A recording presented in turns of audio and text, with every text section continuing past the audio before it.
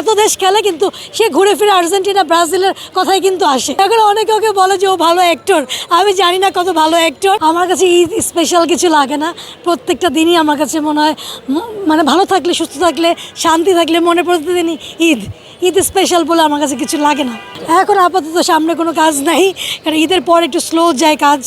তার মধ্যে আবার বিশ্বকাপ শুরু হচ্ছে, ফুটবল হচ্ছে, এটা নিয়েই আসলে ব্যস্ততা সবার থাকবে। আর কোরবানি ঈদের পরে সবারই কাজ একটু স্লো যায়। আমি Brazil, I am die hard Brazil supporter.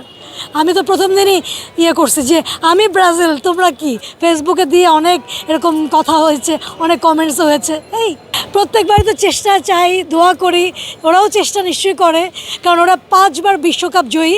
তো এবারও নিশ্চয়ই মানে দিনটা মানে বছরটা শেষ হোক, মানে ব্রাজিল বিশ্বকাপ জিতছে, এটা নিয়ে 2026 সালটা তাহলে সুন্দরভাবে যাবে।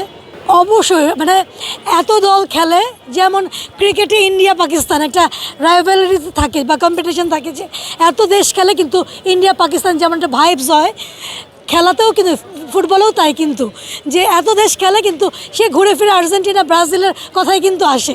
তো অবশ্যই অল দ্য বেস্ট, যে জিতবে সবার জন্য শুভকামনা। অবশ্যই সবাই চেষ্টা করবে ভালো খেলার।